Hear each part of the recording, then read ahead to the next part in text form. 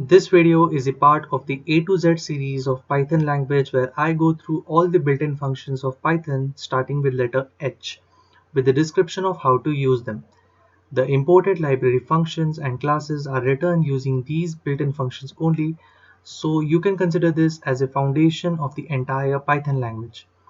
If you have landed directly on this video, you can check out the entire playlist in the iCard above or through the link in the description.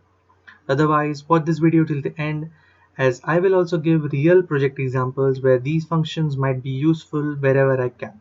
My name is Aditya Shenoy from Brainy Things, where I make programming simple and fun. YouTube statistics show that a small percentage of you who watch my videos are actually subscribed to this channel, so if you end up liking this video, please consider subscribing. It's free and you can always change your mind in future. The first function is the hasAttribute function. It returns whether the object passed has a particular attribute or not. It takes two parameters, which are object and the attribute name in string. To demonstrate this, I will create a custom class, my class, and pass a class variable string equal to Python, like this. And if I call hasAttribute, the object will be my class and a string containing the name, that is the string, and if I run this cell, I get true because my class has an attribute named string. We can pass another hasAttribute call with any random variable, say rope, and if I run this cell, I will get a value of false because my class does not have any attribute named rope. This attribute does not need to be a variable, it can be function, it can be submodule, it can be subclass, or anything that is inside the scope of this class. This function can be used when there is a possibility that the code will try to call an attribute which is not present, or it might be deleted before its use. So you can use this hasAttribute function inside a if condition before the attribute of this object is called, so that you will not end up in an attribute error. The next function is the hash function. It returns the hash value of the value passed inside the function. If you are familiar with cryptography, hashes are a value which can be obtained easily from a value, but if you have the hash value, then you cannot go back to the original value. Two same values will always give the same hash values. So this function can be used to check for the equality of values. Suppose I have a variable a equal to a and I call hash and I pass the string directly, and if I run this cell, I will get a hash value which can be any integer. So in this case it is a very big negative integer, and if I pass the variable a inside this hash function, then it will return me the same hash value.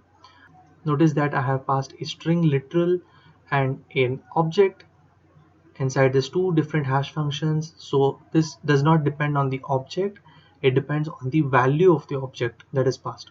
So we can check if these values are equal and it will give me a true value. You can also specify custom hash functions for your custom classes by defining the _hash function. This function can be used in many cryptographic applications. There are more stronger hash function libraries available, but if you're just learning hash functions, then this function is built in for you. You can build a prototype of, say, a blockchain application using this. The next function is the help function. Help function shows you the documentation of the function, class, object, or module that you pass inside the function. This function is intended to be used in an interactive shell, so I have opened my command prompt. I will start my Python interactive shell. If you don't pass any parameter to this function, like this, it will start the help interactive shell. As you can see by the prompt over here, Inside this help interactive shell, you can query the functions, classes or modules by just typing the name. So I am querying the print function and it has shown me the description of the print function and all the parameters that it takes.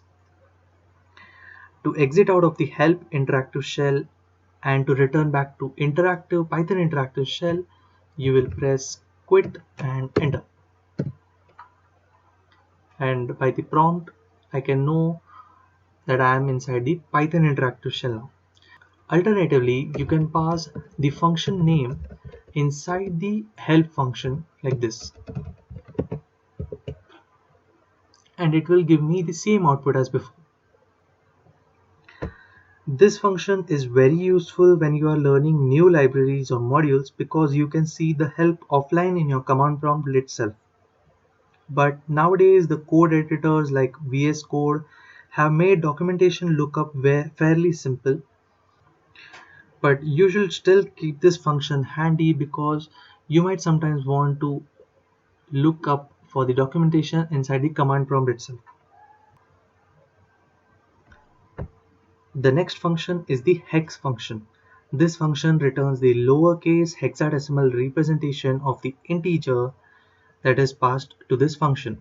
So if I use hex 74, it returns me 0x4a.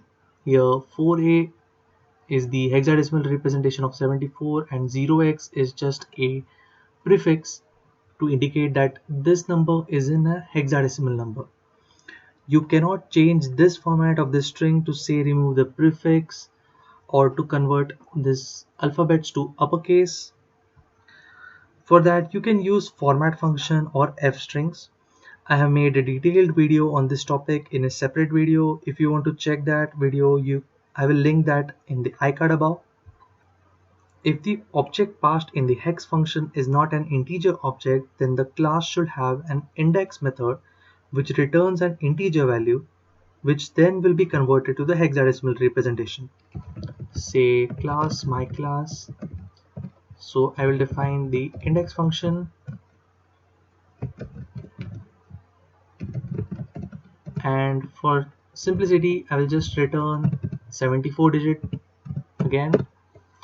And if I call the hex function and pass an object of my class, you can see that I get the same output even though I have not passed an integer object inside this hex function. Hex functions are useful for number conversions in different bases from decimal to hexadecimal. Even though format function has more flexibility than hex function, if you don't have any specific format requirements and you only care about the hexadecimal value, then you can definitely use this function. So these were all the built-in functions that start with letter H. If you ended up liking this video, please press that like button, comment any feedback that you have for this video or this channel, share this video with your friends. The code that I write in all my videos of this channel is available in my GitHub profile, whose link is in the description. You can connect to me via LinkedIn, whose link is again in the description, and I will see you in the next video.